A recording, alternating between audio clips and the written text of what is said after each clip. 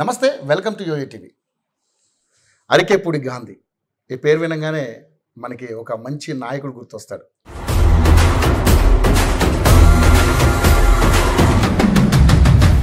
TDP party ఆవిర్భావం నుంచి ఆ పార్టీలో క్రియాశీలకంగా పనిచేస్తూ ఇక 2014 రాష్ట్ర విభజన తర్వాత అదే పార్టీ నుంచి పోటీ చేసి సమీప అభ్యర్థి మీద దాదాపుగా 72,000 మెజార్టీతోటి ఆయన పైచేయి సాధించారు.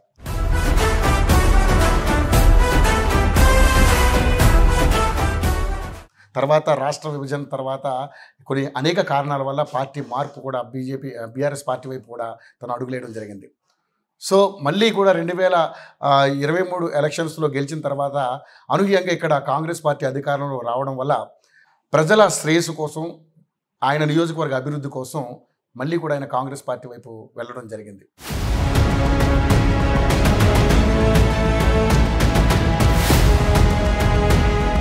సో అరికెపూడి గాంధీ గారు కూడా మనతో పాటు ఉన్నారు. మరి ఆ నియోజకవర్గ అభివృద్ధి, రాష్ట్ర రాజకీయాలపై ఆయనకున్నటువంటి అవగాహన మీద ఆయన్ని అడిగి తెలుసుకునే ప్రయత్నం చేద్దాం.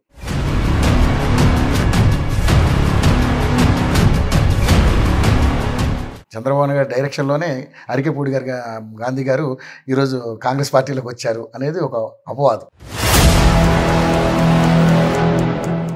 చంద్రబాబు నాయుడు గారు ఒక విజన్ ఉన్న గొప్ప నాయకుడు, నా అభిమాని. కానీ పార్టీల విషయంలో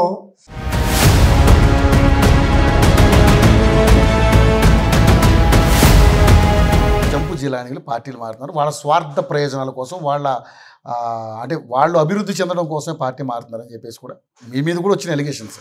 సో దానికి మీరు ఏం సమాధానం చెప్తారు? తప్పు జరిగితే స్పాట్లో రిజైన్ చేసి రాజకీయ సన్యాసత్వం తీసుకుంటాం. కానీ ఇప్పుడు ఆప్షన్ ఉంది కాబట్టి మారాల్సిన అవసరం ఏంటి? మనకు కూడా 39 సీట్లు వచ్చినాయి. అవసరమైతే ప్రభుత్వాన్ని పడకూడదామన్న ఆలోచనలో ఉన్నప్పుడు ఎటువంటి కోణంలోనూ ఎటు చూపు చూడకుండా వాళ్ళ మనోభావాలకు అనుగుణంగా అభివృద్ధి ధ్యేయంగా నడవటం అనేది నా బాధ్యత అని అనుకొని పార్టీ మారే.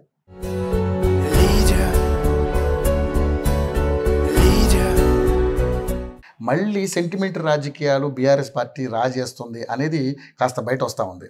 సో ఆ సెగ మీకు కూడా తగిలిందా? రేవంత్ రెడ్డి గారు కానీ మేము కానీ ఒక చెట్టు కొమ్మలమే.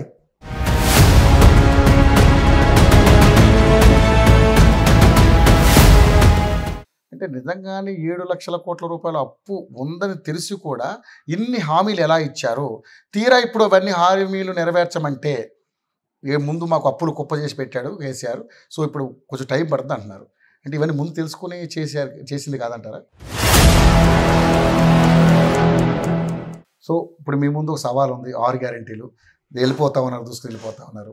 సో నిజంగానే అన్ని కంప్లీట్గా ఈ 1 ఇయర్లో కంప్లీట్ చేసే అవకాశం ఉందంటారా? ఆల్రెడీ 8 నెలలు అయిపోయింది, ఇంకా 4 నెలలు టైం ఉంది. 1 ఇయర్ అనే మాట కరెక్ట్ కాదు. 5 సంవత్సరాలు అంటే మీరు 100 రోజులు టైం ఇచ్చారు కదా, అందుకని ఈ పరిస్థితులు తెలియనప్పుడు ఇచ్చాం. ఓకే, తెలుసుకున్నాం 1 by 1.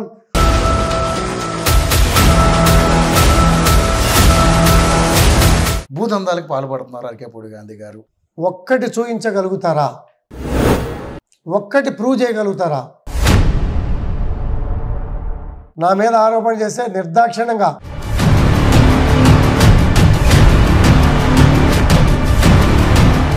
రైట్ సార్, ఫైనల్గా మరి మీ నియోజకవర్గానికి, మీ ప్రజలకి ఏం చెప్పాలనుకుంటున్నారు? సహజంగా ఏంటంటే శేర్లింగంపల్లి కాన్స్టిట్యున్సీ అనేది సార్ ఒక మినీ ఇండియా. అనుకోని ఇబ్బందులు వచ్చినా కూడా 3 సార్లు నన్ను ఆశీర్వదించారంటే వాళ్ళ గొప్ప మనసుకి అది నిదర్శనం. దానికి బదుండై పనిచేస్తా.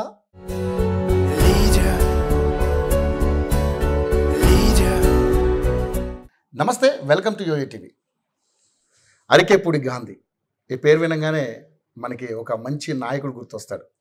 టీడీపీ పార్టీ ఆవిర్భావం నుంచి ఆ పార్టీలో క్రియాశీలకంగా పనిచేస్తూ 2009లో శేర్లింగంపల్లి నుంచి సీట్ ఆశించినప్పటికీ కూడా అప్పుడు దక్కలేదు. అయినా కూడా పార్టీని అంటి పెట్టుకుని విశేష సేవలు అందించినటువంటి వైనం మనం చూసాం. ఇక 2014 రాష్ట్ర విభజన తర్వాత అదే పార్టీ నుంచి పోటీ చేసి సమీప అభ్యర్థి మీద దాదాపుగా 72,000 మెజార్టీతోటి ఆయన పైచేయి సాధించారు.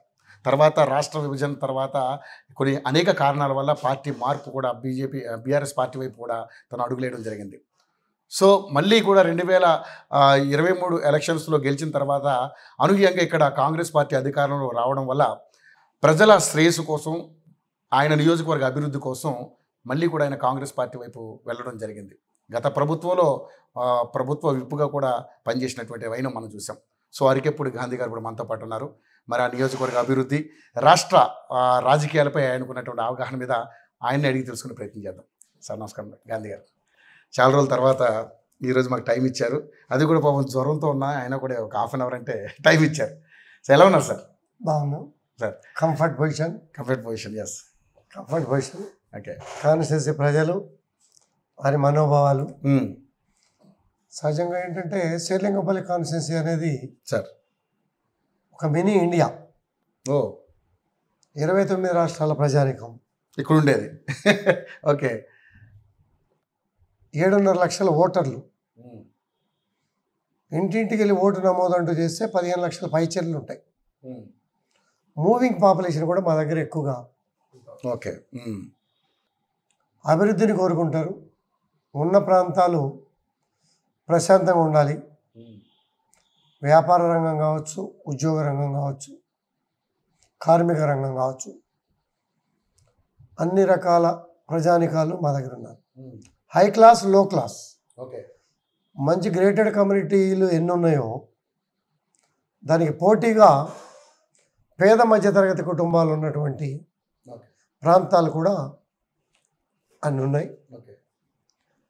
నేను వచ్చిన 10 సంవత్సరాల్లో అందుబాటులో ఉన్న అభివృద్ధి చేశా. అనుకోని ఇబ్బందులు వచ్చినా కూడా 3 సార్లు నన్ను గెలిపించారంటే ఎటువంటి కోణంలోనూ ఎటు చూపు చూడకుండా వాళ్ళ మనోభావాలకు అనుగుణంగా అభివృద్ధి ధ్యేయంగా నడవటం అనేది నా బాధ్యత అని అనుకొని పార్టీ మారే. రేవంత్ రెడ్డి గారు కానీ మేము కానీ ఒక చెట్టు కొమ్మలమే. అవును, గతంలో ఒకనాడు కలిసి పనిచేసాం. ముఖ్యమంత్రి గారు స్వయంగా 10 ఏళ్ళు చక్కగా పనిచేసుకున్నాం. నాకు గొప్ప అవకాశం వచ్చింది, కలిసి పనిచేసుకుందాంరా, గతంలో కన్నా నీకు నిధులు ఎక్కువ కేటాయించి అభివృద్ధి చేసే బాధ్యత నేను తీసుకుంటా, వచ్చి కలిసి పనిచేసుకుందాం అనగానే అన్కండిషనల్గా ఎటువంటి షరతులు లేకుండా పార్టీలో జాయిన్ అవ్వటం కూడా జరిగింది. ఆ రోజు బీఆర్ఎస్ పార్టీలో కూడా అదే రకంగా, ఇవాళ కాంగ్రెస్ పార్టీలో కూడా అదే రకంగా. అందుకనే కాన్స్టిట్యున్సీ అంతా తిరగటం. ఇంకా రాత్రి ఉదాహరణకి పెద్ద వాన, అర్ధరాత్రి వరకు కూడా తిరిగాం. 10 సంవత్సరాలు కూడా అలాగే తిరిగాం. 80% కంట్రోల్ చేసాం. వానలు ఎంత పెద్ద వానలు వచ్చినా, వరదలు వచ్చినా ఇవాళ 80% వచ్చే పరిస్థితి ఎక్కడ కూడా లేదు. ఇంకా 20% ఉన్నాయి చేయాల్సినవి. వాటిని మొన్న ముఖ్యమంత్రి గారితో కూడా మాట్లాడటం జరిగింది. వీటన్నీ కూడా కంప్లీట్ చేసి రాష్ట్రానికి ఇది ఒక మంచి కాన్స్టిట్యున్సీగా తీర్చిదిద్ది మా బాధ్యతను నెరవేర్చుకోవాల్సిన బాధ్యత మా మీద ఉంది. ఖచ్చితంగా చేస్తాం. సో సర్వసాధారణంగా మీరు పార్టీ మారంగానే, అంటే ఈ నాయకుడైనా పార్టీ మారగానే ఫస్ట్ వచ్చేది ఏంటంటే జంపు జిలానీలు పార్టీలు మారుతున్నారు. వాళ్ళ స్వార్థ ప్రయోజనాల కోసం, వాళ్ళ అంటే వాళ్ళు అభివృద్ధి చెందడం కోసమే పార్టీ మారుతున్నారని చెప్పేసి కూడా మీ మీద కూడా వచ్చిన ఎలిగేషన్స్. సో దానికి మీరు ఏం సమాధానం చెప్తారు? నేను ముక్కుసూటిగా మాట్లాడటం అలవాటు, దాంతోనే నాకు కొంచెం ఇబ్బంది ఉంటుంది. అవును, అంతకు తప్పించి ఏమి ఇబ్బంది ఉండదు. ఆనాడు నా పార్టీ లేదు. ఆనాడు లేని పరిస్థితుల్లో 2 సంవత్సరాలు వీధి పోరాటాలు చేశా. వీధి పోరాటాలు, మంత్రులను కూడా నిలదీశా. నా కాన్స్టిట్యున్సీకి రావాలంటే నా ఇంటి చుట్టూ పోలీసులు పెట్టి రావాల్సిన పరిస్థితి ఆనాటి మంత్రులకి పట్టింది. నా అభివృద్ధిని జీరో చేశాను. మా నాయకుల్ని సంప్రదించా, మా అధిష్టానాన్ని సంప్రదించా, అందరు ఆశీస్సులతో పార్టీ మారే. తప్పించి అంటే మీరు అధ్యక్షులు, నేను ఒక సామాన్యమైన నాయకుడిని, మీ మధ్యలో నా మధ్యలో ఉన్నటువంటి డిస్కషను ప్రజలందరికీ కొంతమందికి చెప్పగలుగుతాం, కొంతమందికి చెప్పలేకపోతాం. అవును. కొంతమందికి చెప్పగలిగా, కూర్చోబెట్టా, మీటింగ్ పెట్టా, పార్టీ మారి. రాష్ట్రంలో ఏ నాయకుడు చేయనటువంటి అభివృద్ధి 9,000 కోట్ల రూపాయలతో శేర్లింగపల్లి కాన్స్టిట్యున్సీ అభివృద్ధి చేశా. 9,000 కోట్లు. ఒక కాన్స్టిట్యున్సీకి 9,000 కోట్లు. వావ్. ఫ్లైఓవర్స్ కావచ్చు, అండర్ బ్రిడ్జెస్ కావచ్చు, లింక్ రోడ్లు కావచ్చు, సివరేజ్ సిస్టమ్ కావచ్చు, ఏ కాన్స్టిట్యున్సీలో లేనటువంటి మంచినీటి వ్యవస్థ, ఓకే, రిజర్వాయర్లు కట్టడం, ఎక్కడైనా పని జరుగుతుంటే mid night inspections. Okay. Mid night inspections అనేది నాతోనే స్టార్ట్ అయినాయి. అర్ధరాత్రి 12, 1 గంట, 2, 3, 4 క్వాలిటీ లేకపోతే రిటర్న్ పంపటం, అవసరమైతే పని ఆపటం, సడన్ ఇన్స్పెక్షన్ చేసి కొంత క్వాలిటీ వర్క్ని అభివృద్ధి మీద ఎప్పుడు ఎమ్మెల్యే వచ్చి మీద పడతాడా క్వాలిటీ లేకపోతే అనే భయాన్ని, భయం అంటే ఏదో శాసించటం కాదు, ఏ అధికారి కూడా నాతో ఫ్రెండ్లీగా ఉంటారు. అవును. ఎంప్లాయీస్ అంతా వ్యతిరేకంగా ఓటేస్తే నా కాన్స్టిట్యున్సీకి వస్తే నాకు అనుకూలంగా వేశారు ఎంప్లాయీస్. నేను ఈ మీద కొడతా కానీ పొట్ట మీద కొట్టాను, హెచ్చరిస్తా తప్పులు చేస్తే, వినకపోతే పంపించేస్తాం. చాలా వరకు కూడా క్రమశిక్షణగా పద్ధతిగా నడుపుకుంటూ తీసుకెళ్ళాం. ప్రజలు మ్యాక్సిమం సంతోషంగా ఉన్నారు. చాలామంది పార్టీలకు అతీతంగా నాతో ఉన్నారు. ఎన్టీఆర్ అభిమానులు కావచ్చు, చంద్రబాబు నాయుడు గారి అభిమానులు కావచ్చు, కేసీఆర్ అభిమానులు కావచ్చు, రేవంత్ రెడ్డి గారి అభిమానులు, వీళ్ళంతా ఒకటే పార్టీగా ఒకప్పుడు కూడా పార్టీలకు అతీతంగా మేము చేసే పనులను బట్టి అందుబాటుతనాన్ని బట్టి ఫీల్డ్లో జరుగుతున్నటువంటి ఇబ్బందుల దృష్ట్యా అటెండ్ అవుతున్నటువంటి పరిస్థితులను దృష్టిలో పెట్టుకొని చాలామంది అయితే ఇప్పటికీ అంటూ ఉంటారు, ఏ పార్టీ అంటే మేము గాంధీ గారి పార్టీ అంటాం. ఆ స్థాయికి తీసుకెళ్లారు. ఆ నమ్మకాన్ని, అందుబాటుని, ఆ పిఆర్ఓని, ఆ రిలేషన్ని, అవును, అంటే వాళ్ళ పార్టీలతో సంబంధం లేదు, గాంధీ గారిని చూస్తారు అంతే. ఓకే, అలా కొంత భాగం నాకు పనిచేసింది. 100% భాగం అని చెప్పాను, కొంత భాగం పనిచేసింది. మొన్న కూడా మేము చంద్రబాబు నాయుడు గారి అభిమానులు అయినప్పటికీ కూడా చంద్రబాబు నాయుడు గారిని అరెస్ట్ చేసినప్పుడు నేనున్న పార్టీలో కొంతమంది నాయకులు మాట్లాడిన మాటలకి నాకు 50,000 మెజార్టీ తగ్గింది. నేను చేసిన పనికి 1,00,000 మెజార్టీ రావాలి. అవును, 44,000 వచ్చింది, 47,000 వచ్చింది. మరి వాళ్ళది వాళ్ళు చూసుకుంటారు, పక్క రాష్ట్రాల మీద పొగడతలతో పెట్టుకొని ఉన్న ఓటర్స్ని దూరం చేసుకుంటారు. మరి వాళ్ళకే తెలియాలి వాళ్ళ ఆలోచనలు ఏంటి, వాళ్ళ విజన్ ఏంటి. వాళ్ళు మాట్లాడిన మాటల మూలంగా ప్రభుత్వాన్ని పోగొట్టుకున్నారు ఇవాళ. ఖమ్మం కావచ్చు, నల్గొండ కావచ్చు, వరంగల్ కావచ్చు, నిజామాబాద్ కావచ్చు, పార్టీని పోగొట్టుకునే పరిస్థితి, కొన్ని మాటలు దోవదీసిన పరిస్థితులు అని చెప్పి నేను ఖచ్చితంగా భావం. ఈ మధ్య కూడా కొన్ని మాటలు మాట్లాడాను. అనవసరమైన సబ్జెక్ట్ తీసుకొచ్చి నా సబ్జెక్ట్ తీసుకోవాలి, పక్క రాష్ట్రాల సబ్జెక్ట్ మనకెందుకు? కరెక్టే. రాష్ట్రంతో ఉన్నటువంటి సంబంధ బాంధవ్యాలు ఏమైనా ఉంటే, రాష్ట్ర అవసరాలు ఏమైనా ఉంటే వాటి మీద మాట్లాడటం కూడా తప్పలేదు. వాటి మూలంగా కొంత వ్యతిరేకత, ఒక్కొక్కసారి సెటిలర్ నాన్ సెటిలర్ అనే భావన తీసుకొచ్చారు.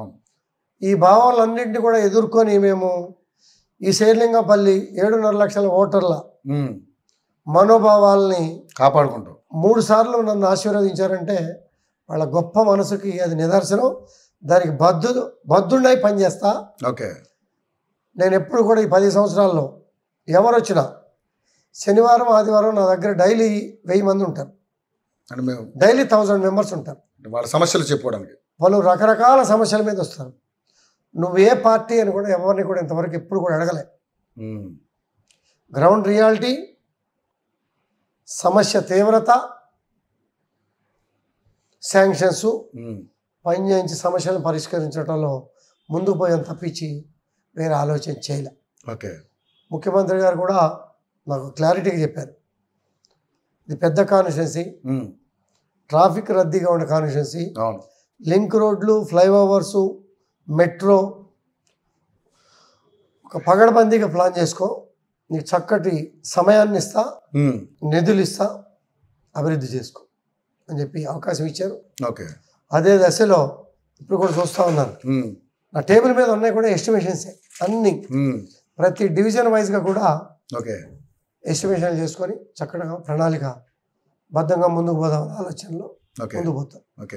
కానీ అయినా సరే ఇప్పుడు కూడా మీరు అంటే గత బీఆర్ఎస్ పార్టీలో మీరు క్రియాశీలకంగా ఉండి పోటీ చేసి గెలిచి మంచి పరిపాలన అందించినప్పటికీ కూడా ఇంకా అంటే ఇప్పుడు మీరందరూ కూడా పార్టీ మారడం వల్ల మళ్ళీ సెంటిమెంట్ రాజకీయాలు బీఆర్ఎస్ పార్టీ రాజేస్తుంది అనేది కాస్త బయట వస్తూ ఉంది. సో ఆ సెగ మీకు కూడా తగిలిందా?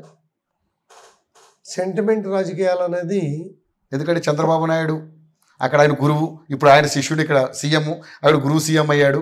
సో మళ్ళీ తెలంగాణ మొత్తం కూడా మళ్ళీ ఆంధ్ర వాళ్ళ హస్తగతం అవుతుంది అన్నది ఒకటి రాజేస్తున్నారు.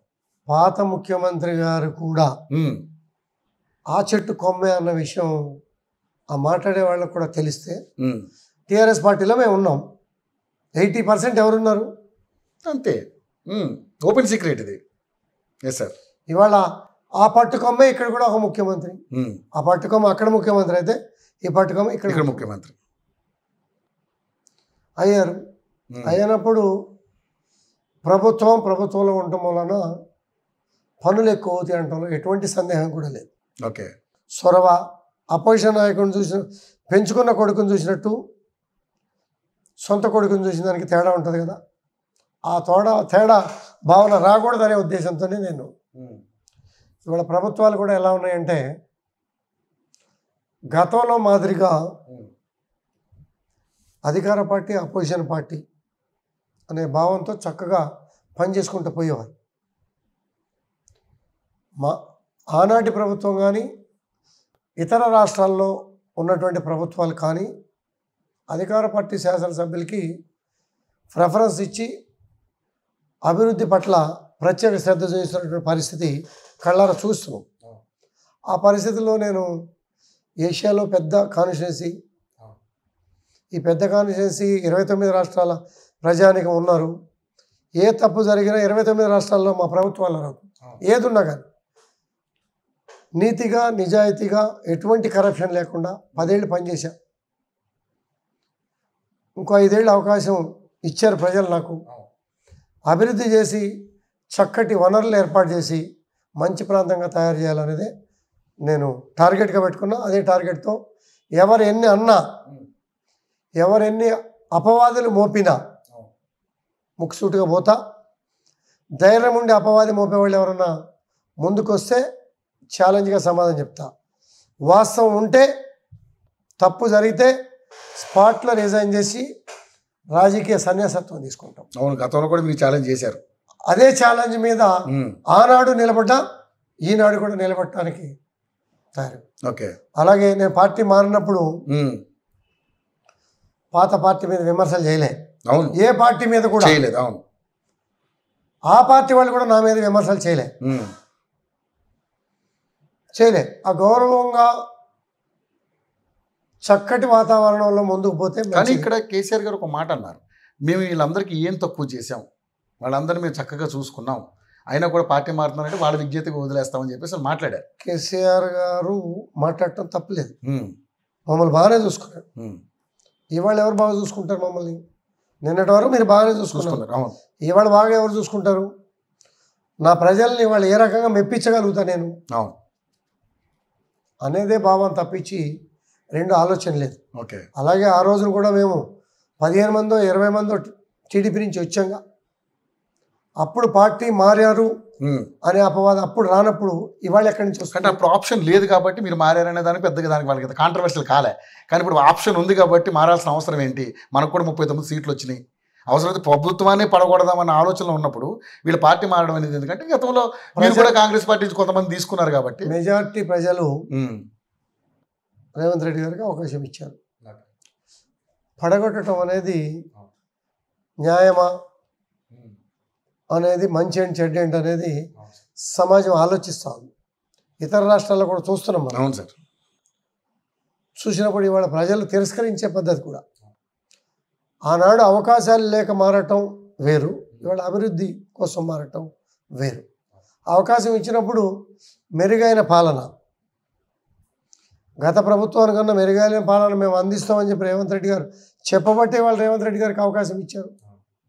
ఆయన అన్ని కోణాల్లో పాత ఇబ్బందులను అధిగమించి, నిన్నే ఒక మీడియాలో విన్నా, మేము ఏ రాష్ట్రానికి పోటీ కాదు, దేశానికి ఒక గొప్ప రాష్ట్రం కావాలని కోరుకుంటున్నాం అనే మనస్తత్వంతో ముందుకు పోతున్నటువంటి ముఖ్యమంత్రికి మనం పడగొట్టాలని చూడటమో, పోటీ పడి మంచి అభివృద్ధి చేయాలనుకున్న ముఖ్యమంత్రికి స్నేహహస్తం అందించి మనం రాష్ట్ర బాగుపడాలి, రాష్ట్రాలు వేరుపడ్డట్టు ఉద్యమాలు చేసినటువంటి ఫలితం రావాలని కోరుకోవాలి తప్పించి ప్రభుత్వాన్ని పడగొట్టాలి అనేది మంచిది. ఓకే.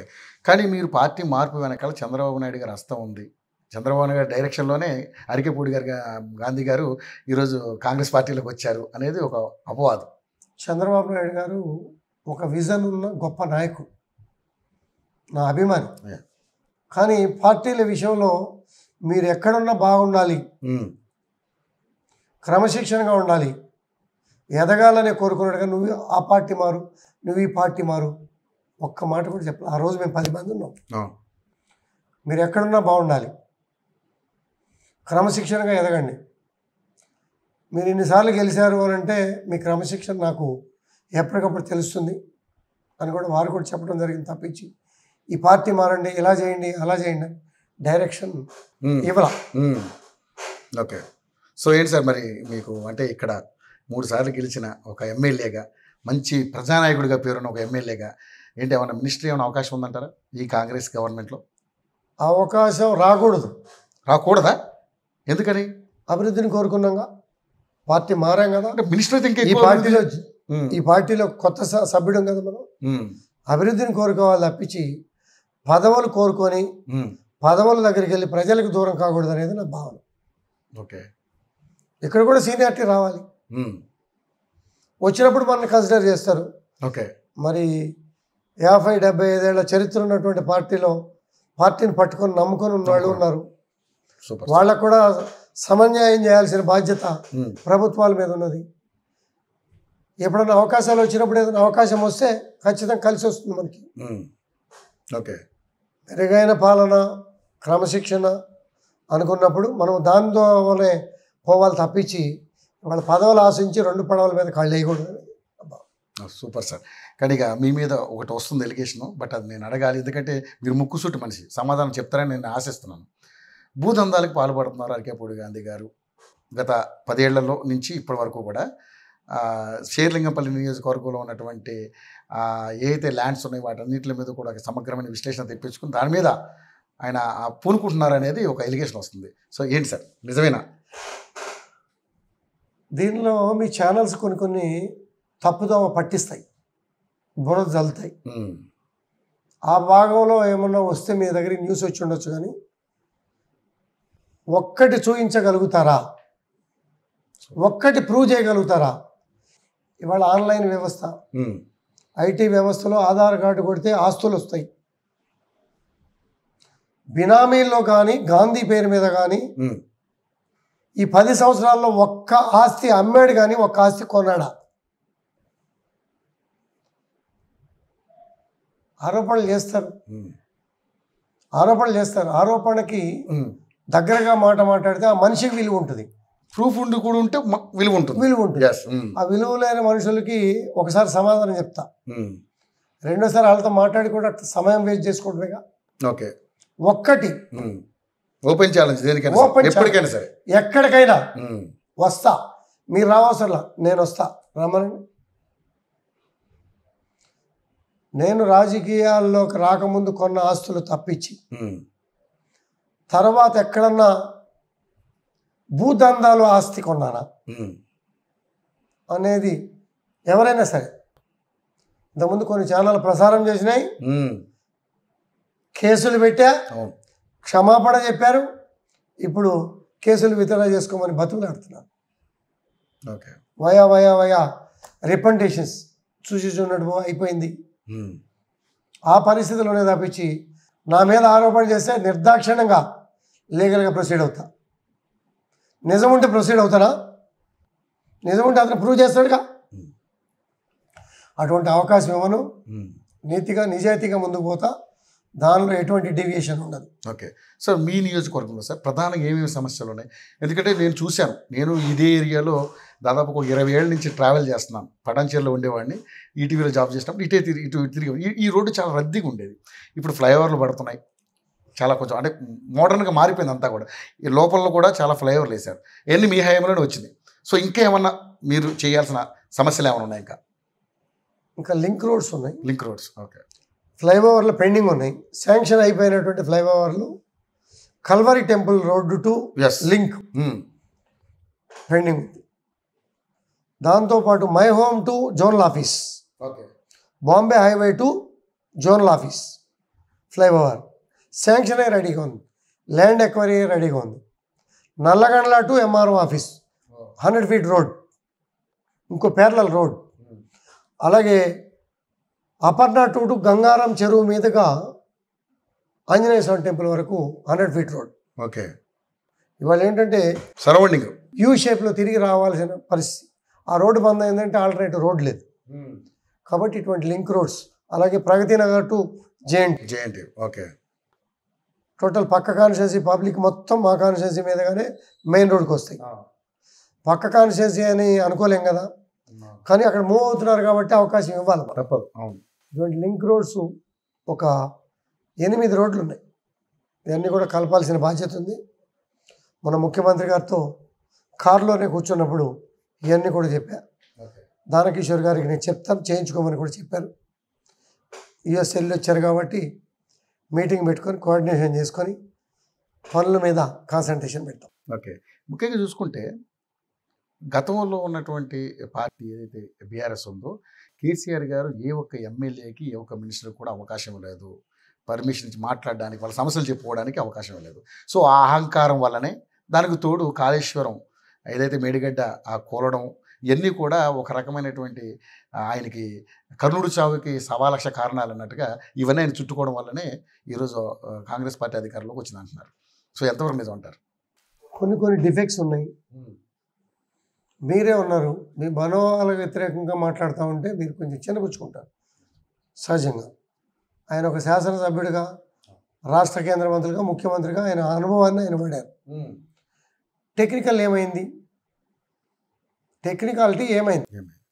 ఒక బ్రిడ్జి కూలిందో, ఒక ప్రాజెక్ట్ కూలిందో, ఒక ఏదైనా కూలింది అని అంటే టెక్నికల్ ఏమైంది? నేను ఇష్టం వచ్చినట్టు పోయమంట పోస్తారా? అదే సార్, త్వరగా కావాలనుకోవటం వేరు, టెక్నికాలిటీ డీవియేషన్ చేయమంటాం వేరు. ఇటువంటివన్నీ దానిలో సంబంధించిన మేటర్లు ఉంటాయి. ఎక్కడ లోపం జరిగిందనేది ఇప్పుడు కమిటీలు వేశారు, ఆ లోపాలు నిర్ధారిస్తారు, రెక్టిఫై చేసుకొని ముందు కావాల్సిందే. నిన్న బీహార్లో 8 బ్రిడ్జిలు కూలిపోయాయి. కరెక్టా? లోపాలు ఏంటి? లోపాలను అన్వేషించి తప్పు చేస్తే తప్పుని రెక్టిఫై చేసుకొని మనం ముందుకు పోతే దాని మీద ఆధారపడిన ప్రజానికం అంతా కూడా లాభపడతారు. ఓకే, సో అంటే కేసీఆర్ గారు నేను ఒక పెద్ద ఇంజనీర్ని, దీన్ని సృష్టికర్త నేనే చెప్పారు. బట్ అయినా కూడా ఇలాంటి లోపాలు జరిగాయంటే ఇది కేవలం కాంట్రాక్టర్ మీద తోసేస్తున్నాం. దీని మీద ఎంతవరకు కరెక్ట్ అంటారు? 2 పక్కల లోపాలు ఉండొచ్చు. దాని మీద విచారణ జరుగుతుంది కాబట్టి దాని మీద మనం అంత డెప్త్గా వెళ్ళాల్సినంత. ఓకే, సరిగా మీకు 6 గ్యారెంటీల సవాల్ ఉంది ఆల్రెడీ. అంటే మీరు ఎట్ ఎ టైము 2 లక్షల రుణమాఫీ చేస్తా అని ఇప్పుడు కాస్త కాలాతీతం అవుతుంది. మరి నిన్న బెల్లులు మోగినీలే తెలియదు, ఆగస్టు 15కి 2 లక్షలు కంప్లీట్ చేస్తా అన్నారు. ఎందుకంటే మన వైరాలో నిన్న మీటింగ్ కూడా జరిగింది. సో ఏంటి సార్, అయిపోయినట్టే, కంప్లీట్ అయిపోయినట్టేనా? 100% కంప్లీట్ అవుతా ఉంది. పాస్బుక్స్లో కానీ, టైటిల్లో కానీ ఏమి తేడాలు ఉన్నాయో కూడా ప్రత్యేకంగా కలిసి 2.5 లక్షలు ఉంటే కూడా ఓకే 50,000 మీరు కట్టేసేయండి, పైన 2 లక్షలు నేను ఇస్తా, ఈ అవకాశాన్ని కూడా వాడుకోమని చెప్పి ముఖ్యమంత్రి గారు క్లారిటీగా చెప్పడం జరిగింది. 2 లక్షల రుణమాఫీ అనేది అసలు టీఆర్ఎస్ వాళ్ళు అందరూ కూడా బీఆర్ఎస్ వాళ్ళు 2 లక్షల రుణమాఫీ సాధ్యం కాదని చెప్పి ఓపెన్గా చెప్పారు. వాళ్ళు అందరి ఊహలు సాధ్యం కాదు, అన్నిటినీ పట్టబయలు చేసి ముందుకెళ్ళి ముఖ్యమంత్రి గారి ధైర్యంతో 2 లక్షలు చేయడం అంటే 2 లక్షలు రుణమాఫీ చేసిన రాష్ట్ర ప్రభుత్వం ఏదైనా ఉందా? మేము లాస్ట్ టైం 1,00,000 అన్నాం, మేము 99,000 చేసాం. అది వడ్డీలు కట్టడానికి సరిపోయింది. 1,000 చేయడానికి 5,000 కోట్లు అవసరం.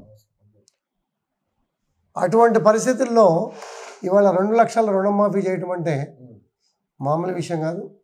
అది రేవంత్ రెడ్డి గారి ధైర్య సాహసాలు, రైతుల పట్ల ఉన్నటువంటి అభిమానం, రైతే దేశానికి వెన్నెముక అని చెప్పుకుంటున్నట్టు 100 ఏళ్ల నుంచి చెప్పుకుంటున్నటువంటి ఎవరు ఇంప్లిమెంట్ చేయనటువంటి కార్యక్రమాన్ని ఒక సాహసంగా చేసుకొని సాహసవంతుడిగా నిలబడ్డా అంటే గొప్ప విషయం. కానీ ఇంకా చిన్న చిన్న లోపాలు జరుగుతున్నాయి, సాంకేతిక లోపాలు జరుగుతున్నాయి. ఎవరైతే కొంతమంది రైతులు ఆవేదన వ్యక్తం చేస్తున్నారు ఇంకా మాకు రుణమాఫీ కాలేదని, సో అలాంటి వాళ్ళ కోసం ఏ నిర్ణయం తీసుకోబోతున్నారు? వాటి కోసమే జిల్లాలో కౌంటర్లు పెడుతున్నారు. ఓకే, ఆ లోపాలు సరిచేసి ₹1,00,000 లోపు 1,50,000 2 లక్షల రూపాయలు ఇవ్వటానికి సిద్ధంగా ఉన్నామనే విషయం నిన్న పబ్లిక్ మీటింగ్లో ముఖ్యమంత్రి గారు క్లారిటీగా చెప్పాడు. దానిలో ఎటువంటి సందేహం ఉండదు. ఇన్ని వేల కోట్లు ప్రభుత్వ ఖజానా పరిస్థితులు తెలియకుండా తెలుసుకొని ఆర్థిక సంక్షోభంలో పడుతున్నటువంటి రాష్ట్రంలో 2 లక్షల రూపాయలు రుణమాఫీ చేయటం అంటే ఇది చాలా గొప్ప విషయం. రాజకీయాలకు అతీతంగా కూడా అభినందించాల్సిన అవసరం ఉంది. ఓకే, ఇక ముఖ్యంగా చూసుకోండి సార్, ఏదైతే మీరు మీరు అంతకుముందు ఆ పార్టీలో ఉన్నారు, బట్ రేవంత్ రెడ్డి గారి అధికారం రావడం కోసం అంటే నిజంగానే 7 లక్షల కోట్ల రూపాయల అప్పు ఉందని తెలిసి కూడా ఇన్ని హామీలు ఎలా ఇచ్చారు? తీరా ఇప్పుడు అవన్నీ హామీలు నెరవేర్చమంటే ముందు మాకు అప్పులు కుప్ప చేసి పెట్టాడు కేసీఆర్, సో ఇప్పుడు కొంచెం టైం పడుతుంది అంటున్నారు. అంటే ఇవన్నీ ముందు తెలుసుకుని చేసింది కాదంటారా? ఆనాడు ఆర్థిక పరిస్థితి గైడ్ లైన్స్ తెలుసు మాకు. ఓకే, వచ్చినాక డెప్త్ అధికారులను సంప్రదించి లోపాలేంటి, అప్పులేంటి, ఆదాయం ఏంటి తెలుసుకున్న సమన్వయ లోపం కొంత ఉంది. 100% అపోజిషన్లో ఉంటే రావు. వచ్చాం, తెలుసుకున్న ఉన్న పరిస్థితులను అధిగమించి ఏ రకంగా ముందుకు పోవాలి, రెవెన్యూ పెంచుకోవాలి, ప్రజల సంక్షేమాన్ని ఇంప్లిమెంట్ చేయాలి. ఉచిత బస్ ఇమీడియట్గా స్పాట్లో నిర్ణయం తీసుకున్నారు, చేశారు. రుణమాఫీ చేశారు, రేషన్ కార్డ్స్ అన్నారు, ఇమీడియట్గా కమిటీ వేశారు, దాని మీద గైడ్ లైన్స్ ఫిక్స్ అవుతున్నాయి.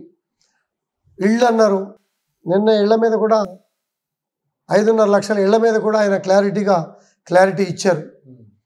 కాబట్టి 100% ఇంప్లిమెంట్ అవుతాయి. అభివృద్ధిని కూడా చూస్తామనే భావన క్లారిటీగా మేము 6 గ్యారెంటీల విషయంలో కాస్త మీ పార్టీ మీద, ఇప్పుడు ఉన్నటువంటి పార్టీ మీద ఏదైతే కాస్త ఎలిగేషన్ వస్తుంది, ప్రజల నుంచి కూడా కొంత అసహనం వ్యక్తం చేస్తున్నారు అనేది ఏదైతే ప్రతిపక్ష పార్టీ చెప్తోంది. మాకైనా 5 సంవత్సరాలు పట్టింది మా పార్టీ మీద వ్యతిరేకత రావడానికి, సో వీళ్ళ పార్టీకి అయితే 7 నెలలు వచ్చింది. ఉదాహరణకి ₹1,00,000 రుణమాఫీ, ఓకే, 5వ సంవత్సరంలో 99,000 చేసాం. 99,000, ఓకే, 5వ సంవత్సరంలో 2 లక్షల రుణమాఫీ మొదటి సంవత్సరంలో కంప్లీట్ చేసాం. గ్యాప్ చూడండి. అవును, 5 సంవత్సరాలు ఎక్కడ, 7 నెలలు ఎక్కడ. ఓకే, 1 by 1 అధిగమించుకుంటూ ముందుకు పోవాలి తప్పించి ప్రజలు సహజంగా గత ప్రభుత్వం మీద ఆశలు ఎక్కువ ఉంటాయి. ఆశలను దృష్టిలో పెట్టుకొని ఇనిషియల్ స్టేజ్లో కొంత అసంతృప్తిగా ఉంటాం, సహజం. ఆర్గనైజేషన్ సెట్ కావాలా, డిపార్ట్మెంట్స్ కోఆర్డినేషన్ కావాలా, రెవెన్యూ భాగం యాక్టివ్గా పనిచేయాలా, సిస్టమ్ పనిచేస్తూ ఉంటే గతంలో నాలాలు చెరువులు భాగం చూస్తూ ఉన్నారు. యాక్టివ్ పార్ట్ తీసుకున్నారు. ఇప్పుడు ఓకే. తీసుకోకపోతే ఒక 10 సెంటీమీటర్ల వర్షం కురవగానే నగరం ముంపు. రాత్రి పడ్డ వర్షానికైతే అమీర్పేట అంతా అతలాకుతలం అయిపోయింది. ఇటువంటి పరిస్థితుల్ని కొంత సీరియస్నెస్ ఉంటే రిజల్ట్ 100% మన భావితరాలు అందుకుంటే అంటాలో ఎటువంటి సందేహం లేదు. ఓకే. సరిగా రాష్ట్రానికి అభివృద్ధి పనుల కోసం ఈ ముఖ్యమంత్రి రేవంత్ రెడ్డి గారు ఫారెన్ టూర్ వెళ్ళారు. అనేక రకాలైన పెట్టుబడులు ఆకర్షించడానికి వెళ్ళారు. సో టూర్ సక్సెస్ అయింది. సో వెళ్ళిన కాడి నుంచి వచ్చేంత వరకు రకరకాల ఎలిగేషన్స్ బీఆర్ఎస్ పార్టీ ఇది కేవలం వాళ్ళ కుటుంబంలో ఉన్నటువంటి వాళ్ళ అన్నదమ్ములు ఉన్న కంపెనీలని ఆకర్షించారు. 1,000 కోట్లు వాళ్ళకే దారాదత్తం చేయడానికి ఎన్ని బోగస్ కంపెనీలు, ఎన్ని బోగస్ వ్యవహారాలు తప్పితే రేవంత్ రెడ్డి చేసింది ఏమీ లేదు అనేది వస్తుంది సార్. దాని మీద ఒక క్లారిటీ సార్. చంద్రబాబు నాయుడు గారు ఉన్నప్పుడు విదేశీ పర్యటనలు ఎన్ని చేశారు? అవును, పెట్టుబడుల కోసం. అవును. అలాగే కేసీఆర్ గారు ఉన్నప్పుడు కేటీఆర్ గారు కూడా వెళ్ళారు. కేటీఆర్ గారు ఎన్ని విదేశీ పర్యటనలు చేశారు? అవును. మొట్టమొదటి పర్యటన, ఒక కొత్త ముఖ్యమంత్రిగా మొట్టమొదటి పర్యటన. అధికారులు వెళ్ళారు, మంత్రులు వెళ్ళారు, అవును, ముఖ్యమంత్రి గారితో పాటు. చంద్రబాబు గారు, కోమటిరెడ్డి వెంకటరెడ్డి గారు ఎవరితో ఒప్పందం చేసుకుంది, ఏమి పెట్టుబడులు వస్తున్నాయి అనేది కూడా అధికారులే వివరించారు.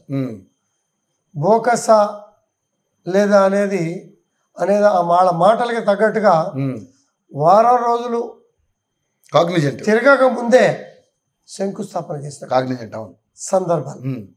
రిజల్ట్ కనిపిస్తున్నప్పుడు ఆరోపణలు చేయటం మూలన వాళ్ళు నష్టపోతారు తప్పించి మనం మంచి పాలన అందించాలా, మన పిల్లలకి మంచి ఉద్యోగ అవకాశాలు రావాలా, మన భవిష్యత్తు ఎదుగుదల బాగుండాలనే కోరుకోవాలి. కానీ పనిచేసే వాళ్ళ మీద బురద తల్లి వాళ్ళ కాళ్ళు ఎరగొడితే ఇది మూలన పడుతుంది, మూలన పడితే మనం ఎంజాయ్ చేద్దాం అనుకునే మనస్తత్వాలు ఏమైనా ఉంటే అది వాళ్ళ కర్మ, మనం ఏం చేయలేము. అటువంటి మనస్తత్వాలకి సమాధానం చెప్పడం కూడా వేస్ట్. ఓకే. మనం ఎప్పటికప్పుడు డెవలప్మెంట్ చేయించుకుంటూ వెళ్ళాలి. అవును. ఓకే. సో ఇక ముఖ్యంగా చూసుకుంటే సార్, చంద్రబాబు నాయుడు గారికి, రేవంత్ రెడ్డి గారికి, కేసీఆర్ గారికి వీళ్ళ ముగ్గురిని పోలిస్తే మీరు అంటే ఆయనతో కూడా 10 సంవత్సరాలు పనిచేశారు. చంద్రబాబు నాయుడుతో కూడా ఫస్ట్ నుంచి ఇప్పుడు వరకు ఆ సన్నిహిత సంబంధాలు ఉన్నాయి. సో ఇప్పుడు రేవంత్ రెడ్డి గారు మీ సహచరుడు, ఆయన కూడా ఒక ముఖ్యమంత్రి అయ్యారు. ఏ సార్ ముగ్గురికి మధ్య తేడా ఏమైనా గమనించారా? నేను మొట్టమొదటిగానే చెప్పాను. ఓకే. ఒక విజన్ ఉన్న నాయకుడు చంద్రబాబు. అవును. కష్టజీవి, కష్టంలో నుంచి సుఖం కోరుకుంటాడు కానీ సుఖం కోరుకుంటాడు, రిజల్ట్ కోరుకుంటాడు. ఇప్పుడు కూడా అలాగే కష్టపడుతున్నారు. అవును. అన్నా క్యాంటీన్లు ఓపెన్ చేశారు, 1 by 1 సక్సెస్ అవుతారు. అలాగే కేసీఆర్ గారు తెలంగాణ ఉద్యమకారుడిగా కొంతవరకు మెరుగైన పాలన అందించడంలో ఎటువంటి సందేహం లేదు. అలాగే ఆదాయం ఉన్నప్పుడు అభివృద్ధి చేయటం వేరు, ఆదాయం లేకుండా అప్పుల్లో ఉన్నటువంటి రాష్ట్రాన్ని ముందుకు తీసుకెళ్ళటం వేరు. ఇది ఛాలెంజ్ సబ్జెక్ట్. ఎందుకంటే ఆయన ముఖ్యమంత్రిగా ఉన్నప్పుడు సర్ప్లస్ బడ్జెట్ 16,000 కోట్లు, ఇవాళ లోటు బడ్జెట్. దీన్ని అధిగమించి అభివృద్ధి చేయడం అనేది ఒక ఛాలెంజ్ సబ్జెక్ట్. తెలంగాణ తాకట్టు పెట్టడానికి ఫారెన్ టూర్ వెళ్ళడానికి కూడా మాట్లాడుతూ ఉన్నారు, ఏది ప్రపంచ బ్యాంకుల దగ్గర. ఇక తాకట్టు పెట్టందేది కొన్ని రాష్ట్రాలు అయితే ఎలక్ట్రిసిటీ ఆఫీసులు, పంచాయతీ ఆఫీసులు, ప్రభుత్వ భూములు, సచివాలయాలు, పోలీస్ స్టేషన్లు కూడా తాకట్టును పెట్టారు అన్న విషయం మనం వింటా ఉన్నాం. ఓకే. అటువంటి పరిస్థితి అయితే ఏం లేదు కదా ఇక్కడ. లేనప్పుడు ఊహించుకొని అడ్వాన్స్గా ముందు కాళ్ళ బంద వేయటం ఎందుకు అవసరమా? ఓకే. మంచి తెలివి ఉన్నది, మంచి రాజకీయవేత్తవి నువ్వు, నీకు ఒక విజన్ ఉంటే చక్కటి సలహాలు సూచనలు ఇచ్చి ఒక గొప్ప ఆదర్శవంతుడిగా 10 ఏళ్ళు మీకు ఇచ్చారు, ఒక 5 ఏళ్ళు వాళ్ళకి ఇచ్చారు కాబట్టి ఎంకరేజ్ చేయాలి. ఆదర్శవంతుడిగా సలహాలు సూచనలు ఇచ్చి ముందుకు తీసుకుపోవాలి తప్పించి ఇలాంటి మాటలు మాట్లాడుకోవడం కరెక్ట్ కాదు. ఓకే. సో సార్ ఫైనల్గా మనం ఒక 2-3 క్వశ్చన్లతో ముగించేద్దాం. ముఖ్యంగా చూసుకుంటే తెలంగాణలో ఇప్పటి వరకు అంటే హైదరాబాదే కాకుండా రూరల్లో గత ప్రభుత్వం ఏదైతే రుణమాఫీ తర్వాత అదేవిధంగా 10 లక్షల దళిత బంధు, అదేవిధంగా డబుల్ బెడ్రూమ్ ఇళ్ళు, వీటి మీద కూడా ఎందుకంటే వాళ్ళు చేయలేకపోయారు, మీరు ఏం చేయాలనుకుంటున్నారు?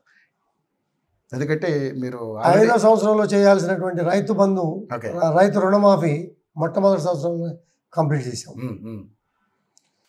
రేషన్ కార్డ్స్, డబుల్ బెడ్రూమ్లు, దళిత బంధులు, వీటన్నిటి మీద కూడా కాన్సన్ట్రేషన్ చేస్తున్నాం. దీంతోపాటు ప్యారలల్గా గ్రామీణ అభివృద్ధి, పట్టణాల అభివృద్ధి మీద ప్రత్యేకంగా కాన్సన్ట్రేషన్ పెట్టారు. రింగ్ రోడ్డు మొత్తం పరిధిలో ఉన్నదాన్ని కూడా జిహెచ్ఎంసీగా అవును అవును మొన్నే. చక్కటి కార్యక్రమం పెట్టారు. 10,000 కోట్ల రూపాయలు బడ్జెట్లో శాంక్షన్ ఇచ్చారు. కాబట్టి ఖచ్చితంగా అభివృద్ధి జరుగుతుందంటే ఎటువంటి సందేహం లేదు. ఒక విజన్తో ముఖ్యమంత్రి గారు ముందుకెళ్తా ఉన్నారు. ఫాస్ట్గా మాట్లాడిన ముఖ్యమంత్రి గారు ఆలోచనలు తగ్గట్టుగా ఎన్నో కార్యక్రమాలు గతంలో మాతో ఉన్నప్పుడు ఆయన గొప్ప ఆలోచనలు ఉన్నాయి. ఆలోచనలు ఇంప్లిమెంట్ చేసి ముందుకి తీసుకుపోతారు అంటలో ఎటువంటి సందేహం కూడా లేదు. సో 2 లక్షల ఉద్యోగాల విషయం ఏంటారు? ఖచ్చితంగా ఇప్పుడే కదా ఒక 40,000 ఉద్యోగాలు మాట్లాడుకుని వచ్చారు కదా. ఇవాళ ఉన్నటువంటి పరిస్థితుల్లో చాలామంది ఐటీ అవును మిత్రులతో మాట్లాడాను నేను. నా కాన్స్టిట్యున్సీలో ఉన్న ఐటీ కంపెనీలు ఎక్కువ. అవును 2 ఏళ్ల పాటు ఐటీ రంగం వెనకడుగు వేస్తుంది కానీ ముందడుగేసే పరిస్థితి ఉండదు. మీ ఏరియా కూడా మొత్తం కూడా ఐటీ హబ్గా మార్చే అవకాశం ఉందంట ఫ్యూచర్ ఉంది. ఎస్ 4 పక్కన తీసుకొచ్చే కార్యక్రమం ఓకే చేయబోతాం. ఓకే ఐటీ రంగం వెనకడుగు వేస్తుంది కానీ ముందడుగేసే పరిస్థితి. 2 ఏళ్ళు దేశవ్యాప్తంగా కూడా ప్రపంచవ్యాప్తంగా కూడా పరిస్థితులు ఇలా ఉన్నాయి. అనే పరిస్థితుల్లో ముఖ్యమంత్రి గారు వెళ్ళి ఒక 40,000 ఉద్యోగాలకి కంపెనీలను ఆకర్షించి వనరులు ఇస్తాం, కరెంట్ ఇస్తాం, చక్కటి అవకాశాలు ఇస్తాం, మా దగ్గరికి రండి, పెట్టుబడులు పెట్టండి అని చెప్పి తీసుకొచ్చారంటే గొప్ప విషయం. Critical stage. ఈ స్టేజ్లో అధిగమించి ముందుకు పోతాం ఖచ్చితంగా. ఉద్యోగాలు రావటానికి అవకాశాలు ఎక్కువ. నేను ఇందాక ఒక మాట అన్నా, 29 రాష్ట్రాల ప్రజానీకం హైదరాబాద్ ఎందుకు వస్తున్నారు? ఉద్యోగ అవకాశాలు మెరుగుపడటం వలన మన రాష్ట్రంలో. ఇవాళ మీరు గచ్చిబౌలిలో కొన్ని ప్రాంతాలకు వెళ్ళండి, ఏ రాష్ట్రం వాళ్ళు కావాలంటే ఆ రాష్ట్రం వాళ్ళు, విదేశస్తులు కావాలంటే విదేశస్తులు, నివాసం ఉండి ఉద్యోగాలు చక్కటి అవకాశాలతో ముందుకు వస్తాను. ఓకే. సో ఇక ముఖ్యంగా చూసుకుంటే పక్క రాష్ట్రం మీద కొంచెం క్వశ్చన్స్, ఒక 2 క్వశ్చన్స్. ఎలా ఉంది సార్, ఎలా అనిపిస్తుంది మీకు? అంటే గత ప్రభుత్వానితో పోల్చుకుంటే ఇప్పుడు టీడీపీకి కూటమి అధికారంలోకి వచ్చింది, ఇటు పవన్ కళ్యాణ్ గారు కావచ్చు. ముఖ్యంగా ఈ విషయం అడగాలి మిమ్మల్ని. మొన్న కేంద్ర బడ్జెట్లో తెలంగాణ రాష్ట్రానికి ఏమి ఇవ్వకపోవడం, మీరు మాకు గాడిద గుడ్డే ఇచ్చింది కేంద్ర ప్రభుత్వం అని మీరు ఎలిగేషన్ చేశారు. సో ఏంటి సార్, మరి దాని మీద ఏం సమాధానం చెప్తారు? 100% తెలంగాణ రాష్ట్రానికి అన్యాయం జరిగింది, ఎటువంటి డౌట్ లేదు దానిలో. మా ముఖ్యమంత్రి గారు ఒక సోదరుడిగా, ఒక పెద్దన్నగా కూడా భావించారు. అవును, బడేబాయి చోటేమి అన్న కూడా అన్నారు. మా పాత ముఖ్యమంత్రి గారు కనీసం ఎయిర్పోర్ట్లో కట్టసి బొకే ఇవ్వకపోయినా ఆనాడు అన్యాయం చేశారు. ఇవాళ సోదరభావంతో కలిసి రాష్ట్రాన్ని అభివృద్ధి చేద్దాం, పన్నుల రూపంలో రాష్ట్ర కేంద్ర ప్రభుత్వాలకి ఆదాయం కూడా వస్తుంది అని చెప్పి సోదరభావంతో ముందుకు పోదామన్నా కేంద్ర ప్రభుత్వం సహకరించాలా. తెలంగాణ రాష్ట్రానికి అన్యాయం చేసింది అని అనడంలో ఎటువంటి సందేహం లేదు. సామాన్య మానవుని అడిగినా కూడా చెప్తాడు, పక్షపాతం లేకుండా న్యూట్రల్ మనిషిని అడిగినా కూడా చెప్తాడు. ఎందుకంటే మొన్న జరిగిన ఎంపీ ఎలక్షన్స్లో మీకు ఒక 8, వాళ్ళకు ఒక 8 ఇచ్చారు, అయినా కూడా ఏ ఎంపీ కూడా మాట్లాడలేనటువంటి పరిస్థితి. మోడీ గారి ముందు మాట్లాడే పరిస్థితి ఉంటుందా? వాళ్ళు చేసిందే శాసనం అన్నట్టుగా నడిపిస్తూ ఉన్నారు. ఈ పక్షపాతం మంచిది కాదు. వాళ్ళు కూడా మీరు చూస్తూ ఉన్నారు, ఏ రాష్ట్రంలో ఎలక్షన్స్ వచ్చినా 1,00,000 కోట్ల ప్యాకేజ్ ఇచ్చి క్యాన్వాసింగ్ బయలుదేరుతారు. 1,00,000 కోట్ల ప్యాకేజ్ ఇచ్చి. మా తెలంగాణ ప్రజలు మంచివాళ్ళు కాబట్టి వాళ్ళకి 8 సీట్లు ఇచ్చారు. ఇచ్చినా కూడా మా రాష్ట్రానికి న్యాయం జరగల. వాళ్ళు కూడా ఆలోచన చేస్తారు, ఇవాళ కాకపోతే రేపైనా. 4 రోజులు ఇవాళ మౌనంగా ఉంటారు, రేపు బడ్జెట్ సెక్షన్లో ఆవేదన వ్యక్తం చేస్తారు.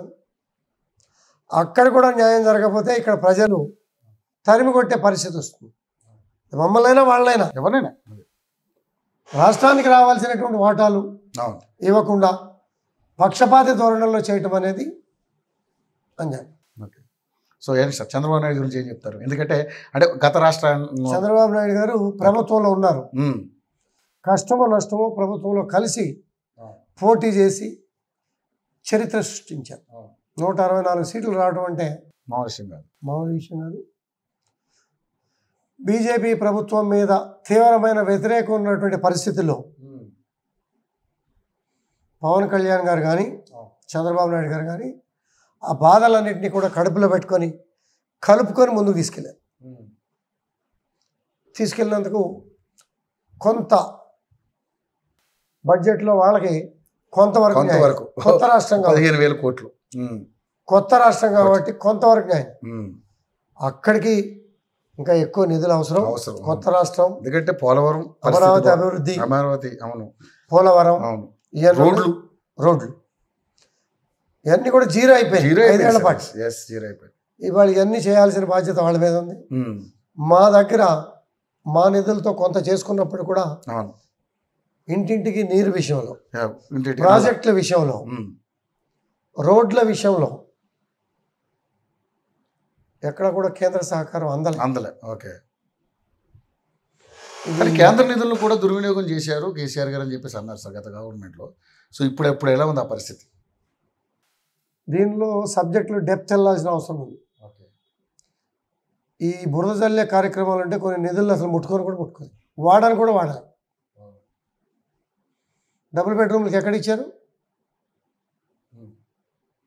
మాటలు చెప్పటం వేరు, స్పీచ్లు ఇవ్వటం వేరు, ఇంప్లిమెంట్ చేయటం వేరు. నిధుల కొరత, నిధులు ఇబ్బంది పెట్టిన విషయంలో కేంద్ర ప్రభుత్వం తెలంగాణ రాష్ట్రానికి అన్యాయం చేసింది అనడంలో ఎటువంటి సందేహం లేదు.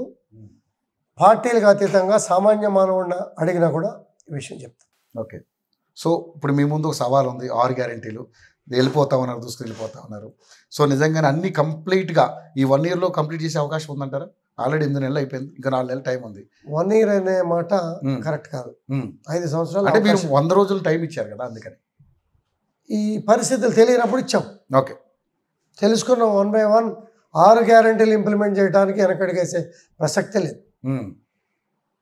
420 హామీ ఖచ్చితంగా చేయాలి.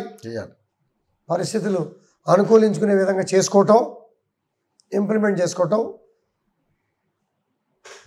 మంచి పాలన అందించడం, ముందుకు పోవటం అనేది అవసరం. దాని మీద కాన్సన్ట్రేషన్ పెట్టాం. ముఖ్యమంత్రి గారు కూడా ఢిల్లీ వెళ్ళినప్పుడల్లా ఓకే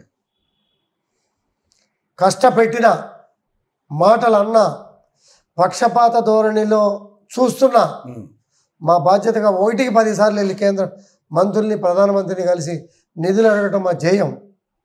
మాకు రావాల్సిన వాటాని హక్కుగా అడగటం మా ధ్యేయం అనే ఉద్దేశంతో ముఖ్యమంత్రి గారు కూడా మళ్ళీ ఢిల్లీ వెళ్ళటం కూడా జరిగింది. ఓకే. 1కి 10 సార్లు మా నిధులు తెచ్చుకోవడానికి మా ప్రయత్నాలు మేము చేస్తూ మా సంపద పెంచుకొని రాష్ట్రాన్ని అభివృద్ధి చేయడానికి అన్ని విధాలా ముందుకు తీసుకెళ్తాం. ఫైనల్గా లాస్ట్ క్వశ్చన్ సార్, ఇది మీరు చెప్తారనే తెలియక నేను అడగడం నా బాధ్యత.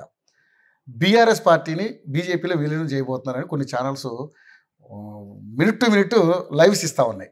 సో ఇందులో ఎంతవరకు నిజం? ఎందుకంటే కూతురు అక్కడ జైల్లో ఉన్నారు, ఇది మన లిక్కర్ స్కామ్ కేసులో ఆల్రెడీ మనీష్ సిసోడియా బయటకు వచ్చాడు. సో కేజ్రీవాల్ గారు ఆవిడ ఈ రకమైనటువంటి సమస్యలు ఎదుర్కొంటూ ఉన్నారు. సో ఇప్పుడు ఈరోజు బీఆర్ఎస్ పార్టీకి ఆదరణ తగ్గింది కాబట్టి ఏం జరగబోతుంది? మీకున్న ఐడియా?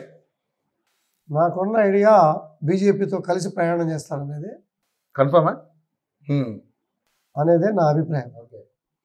ఆనాటి అనుభవం కానీ ఈనాటి అనుభవం కానీ తాత్కాలికంగా ఎన్నో మాటలు మాట్లాడచ్చు, ఎన్నో ఛానల్స్ అడ్వాన్స్గా రిలీజ్ చేసి కేసులు పెడతామని చెప్పొచ్చు, కానీ జరగబోయేది అదే అని నా భావన. Right sir. ఫైనల్గా మరి మీ నియోజకవర్గానికి, మీ ప్రజలకి ఏం చెప్పాలనుకుంటున్నారు? మీరు అనుకున్న స్థాయిలో అభివృద్ధి చేస్తా. ట్రాఫిక్ విషయంలో కూడా flyover come metro double decker ఫ్లైఓవర్లో కూడా ముఖ్యమంత్రి గారితో మాట్లాడటం కూడా జరిగింది. ఇంకా లింక్ రోడ్స్ విషయంలో సివరేజ్ సిస్టమ్ విషయంలో, రోడ్ల విషయంలో ప్రత్యేక శ్రద్ధ చూయించి నిధులు ఎక్కువ చేసి ఒకేసారి అంటే సాధ్యం కాదు. అంచెలంచెలుగా ఎవ్రీ మంత్ కొన్ని నిధులు తీసుకురావటం ఫస్ట్ ప్రయారిటీ, సెకండ్ ప్రయారిటీ. ప్రజల ఇబ్బంది చూసి ఆ ప్రాంతాలని అభివృద్ధి చేసి మంచి పాలన అందించే కార్యక్రమంలో ముందుంటా. ఎక్కడా ధైర్యపడాల్సిన అవసరం లేదు. అందుబాటులో ఉంటా. అన్ని ప్రాంతాలు తిరుగుతా. అర్ధరాత్రి అయినా అపరాత్రి అయినా పగలైనా ప్రజలకు సమయం ఇస్తున్నా. ఈ సమయాన్ని వాడుకుంటూ అభివృద్ధి ధ్యేయంగా ముందుకుంటాం. సార్, మొన్న కలకత్తాలో జరిగిన ఇన్సిడెంట్ చూసాం. ఒక జూనియర్ డాక్టర్ మీద జరిగినటువంటి అత్యాచారం చేసి మరి చంపేశారు. సో గతంలో మనం నిర్భయ చూసాం, తర్వాత మన దగ్గర దిశ చూసాం, తర్వాత మొన్న డిఏవి పబ్లిక్ స్కూల్ చూసాం. ఈరోజు మళ్ళీ కలకత్తాలో, అంటే వెస్ట్ బెంగాల్ ఎవరైతే మమతా బెనర్జీ గారు ముఖ్యమంత్రిగా ఉన్నటువంటి ఆ రాష్ట్రంలో ఒక మహిళ మీద ఘోరమైనటువంటి ఇది చేసి దాన్ని మళ్ళీ డైవర్ట్ చేసే కార్యక్రమం చేశారు. ఒక ప్రజానాయకుడిగా, 3 సార్లు ఎమ్మెల్యేగా, ఒక మంచి మనసున్న నాయకుడిగా మీరు ఏం సమాధానం చెప్తారు సార్ దీని మీద? దుర్మార్గం, దురదృష్టకరం ఇటువంటి సంఘటనలు జరగటం. ఇటువంటి విషయాల్లో పరిధులు దాటి కూడా పనిచేయాల్సిన అవసరం ఉంటుంది. Yes, exactly. అటువంటి దుర్మార్గుల్ని నిర్దాక్షిణ్యంగా శిక్షించగలిగితే భవిష్యత్తులో ఇటువంటి సంఘటనలు జరగవు. ఎటువంటి సంఘటన జరిగినా ఆ రోజు హడావిడి చేయకుండా వ్యవస్థ నిర్దాక్షిణ్యంగా పనిచేయాల్సిన అవసరం ఉంది. డాక్టర్ మీద జరిగినాయి కానీ, డిఏవిలో జరిగినాయి కానీ, కొన్ని సంఘటనల మీద ఎక్కడ మనం మానవత్వంతో 1% కూడా దుర్మార్గులకి అవకాశం ఇవ్వకూడదు. ఆ దుర్మార్గుల్ని నిర్దాక్షిణ్యంగా శిక్షించాలా, కాల్చి పారేయాలి అవసరమైతే. దిశ చూసాం. ఒక డాక్టర్, వెటర్నరీ డాక్టర్. ఇటువంటి వాళ్ళకి ఎక్కడ తావు లేదు. అంటే చట్టాలు ఇంత కఠినతరం చేస్తున్నప్పుడు కూడా ఎందుకు సార్ ఇలా జరుగుతుంది? ఎక్కడ లోపం జరుగుతుందంటారా? అంటే ప్రభుత్వం సరైన నిర్ణయం తీసుకోవట్లేదు అంటారా, లేకపోతే జ్యుడిషియరీ సరిగ్గా పనిచేయట్లేదు అంటారా? కేసు, రేప్ కేసు జరిగింది, మర్డర్ కేసు జరిగింది, ఎన్ని సంవత్సరాలు సాగుతూ ఉంది. అబ్బో. వాళ్ళ తరపున కూడా లాయర్లు వాదన, బతికుంటే బెదిరించి సాక్ష్యాలని తారుమారు చేసే పరిస్థితులు. ఇటువంటి పరిస్థితుల్లో చట్టాల్లో మార్పు తేవాల. కట్ ఆఫ్ డేట్ పెట్టి రోజుల్లో, నెలల్లో, సంవత్సరాల్లో కాదు. ఇటువంటి కేసుల్ని తక్షణం పరిష్కరించి దోషికి శిక్ష పడే కార్యక్రమాలు చేయకపోతే సమాజంలో భవిష్యత్తులో ఇటువంటి కార్యక్రమాలు పెరవిల్లే అవకాశం ఉంటుంది. అవకాశం ఇవ్వకుండా చట్టం నిర్దాక్షిణ్యంగా వ్యవహరించి శిక్ష పడి ఇటువంటి సంఘటనలు జరగకుండా అవేర్నెస్ తీసుకురావాల్సిన బాధ్యత కూడా తెలంగాణ ప్రభుత్వం తీసుకుంటుంది. ఖచ్చితంగా తీసుకుంటుంది. ఉదాహరణకి మా ముఖ్యమంత్రి గారు రాగానే సిపిలుగా ఎవరిని వేశారు? ఎవరి మాట వినొద్దు, నిర్దాక్షిణ్యంగా చట్టాన్ని అమలు చేయాలి, స్ట్రిక్ట్గా పోవాలి. అయినా కూడా కొన్ని సంఘటనలు జరుగుతున్నాయి. వాటి మీద తీవ్రంగా స్పందిస్తున్నారు. ఇక్కడ ప్రాబ్లం ఏంటంటే వెలుగు చూసే కొన్ని ఏమో అసలు ఎవరికి అంతుపట్టకుండా, కనపడకుండా ఆ కాలగర్భంలో కలిసిపోతుంటాయి కొన్ని కేసులు. సో ఏదైనా కూడా ఎక్కడ అన్యాయం జరిగినా మంచి పటిష్టమైనటువంటి న్యాయ వ్యవస్థ, ప్రభుత్వం కూడా ముందు చొరవ తీసుకోవాలని చెప్పేసి మీరు కూడా చెప్తున్నారు. అందరం కోరుకోవాలి.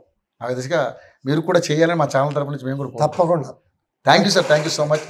మీ సమయాన్ని కేటాయించారు, మాకు చక్కటి ఇంటర్వ్యూ ఇచ్చారు. Thank you. మీ నియోజకవర్గ అభివృద్ధి కోసం మీరు చేసే ప్రతి పనిలో మీ ప్రజల అండదండలు ఉండాలి, అలాగే మీ అండదండలు కూడా ప్రజలకు ఉండాలని మనస్ఫూర్తిగా ఏటీవీ కోరుకుంటాను. Thank you sir, thank you so much.